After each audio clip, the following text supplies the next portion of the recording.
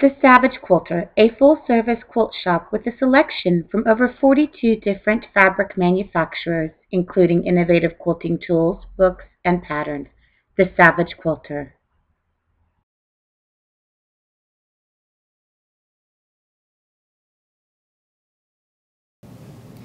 This episode is Fabric Anatomy Part 2. There are a few simple things that you need to know about fabric when you are reading a pattern. Cotton fabric is known as an even weave. It has the same number of threads going this way as does this way. So it's an even weave. This is considered the right side of the fabric. This is considered the wrong side of the fabric. The width of the fabric when referring to a pattern is from one selvage all the way around to the other selvage. And in a pattern, when it refers to the fold, it means the natural fold. When this selvage and this selvage meet, you end up with a natural fold when the fabric is smoothed out. Now your fabric actually gives you some pretty important information. This is the selvage. The selvage is usually 1/4 of an inch wide to 1/2 inch wide. This is where the thread, when it's on the loom, goes this way and actually curves around and comes back this way. The selvage is a tightly woven edge that ensures that the fabric will not tear when being printed and finished, because the process of the weaving does cause stress and strain until it is off of the loom. Now on the selvage, you will notice there's a lot of important information. There is the name of the line, the fabric line, the designer, French General, the company, Moda, and a lot of times you'll even find the website address, moda@modafabrics.com. The fabric content, the pattern number right here, and then these little dots. These little dots are very interesting because these little dots are the colors that were used in printing this fabric. Sometimes you will come across fabrics that only have a few of these color dots, and what that tells you is they are a lower quality fabric. They did not use as many inks or as many fabric printing processes as the higher level of fabrics will contain. I would say, in my best guesstimate, that probably 3 color dots or more. If you have a tone-on-tone fabric, obviously you will not have as many fabric color dots. If you look at this fabric by Moda, this is Wild Rose, which this is very tiny, so you probably can't read it. I'll read it for you. Wild Rose, that's the design of this group. By Blackbird Design, that's the designer. For Moda at modafabrics.com, that's the company. Pattern number 2665. That is the number of this particular pattern on this fabric. And if you look at the color dots, the number of colors used to print this fabric has 18 color dots. And there are even a few empty ones beyond here if they needed to use more colors. But they used 18 fabrics, 18 colors.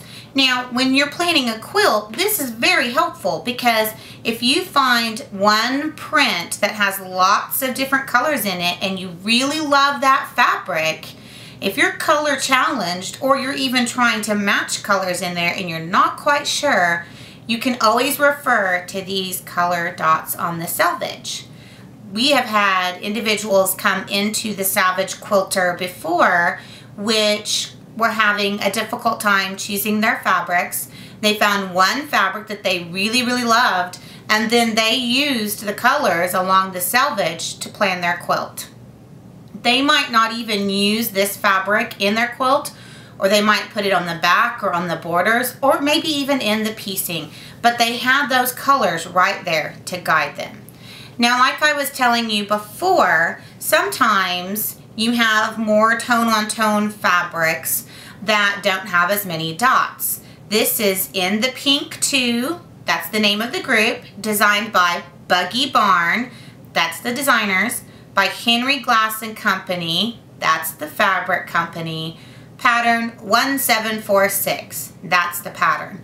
These pattern numbers are very precious to you because if you are ever looking for more of your fabric that you cannot find, that pattern number gives people that own shops or people that sell fabric a way to hopefully help you find more of that fabric.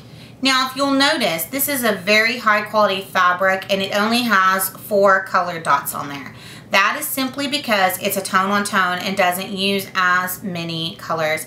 And once again, I think 3 or more is really still a very excellent quality because Henry Glass is wonderful and Moda is wonderful, and those companies do some fabrics that have 3 dots or more. Now back to the selvage. This selvage right here runs the length of the fabric. In patterns, they will sometimes say the lengthwise grain. The thread that runs the same length as the selvage or parallel to the selvage is the lengthwise grain. This is also known as the warp thread. And I think of it, if this was a ship and they were going to go warp speed ahead, that's how I remember that this is the warp grain. It's going to go the lengthwise or straight ahead, warp speed ahead. Now the thread that runs perpendicular to the selvage, this is the weft thread. It is also referred to as the crosswise grain in patterns. And in a second, I'm going to tell you why that is so important for you to know. If you look at your fabric and we pretend, little geometry here, that this is a 90-degree angle, which it is. Any corner of a square is 90 degrees. If you're looking for the true bias of that fabric, we can turn it and divide that 90-degree angle right here, the corner of that square. We can divide that in half and that will give us a 45-degree angle. A 45-degree angle is the bias. Now the true bias is very, very important because this is the grain that has the most stretch. Most typically you do not want it to stretch like that when you're doing patchwork. However, if you were doing applique on circles or a drunkard's path where you're piecing that curve, you would want your piece to be on the bias to give you a little stretch. Now, when you are piecing, you want to use either the warp, the lengthwise thread, or the weft thread, the crosswise thread, simply because they allow for more stability. Now you remember how much stretch we got out of the selvage, the bias. If you look at this, the thread that runs this direction, the warp or lengthwise thread, has no stretch in it at all. And the one that runs crosswise has a little bit of stretch in it. So that's important knowledge for when you're cutting borders. The best direction to cut your borders is to run them parallel to the selvage because, as you can hear, there is no stretch there at all.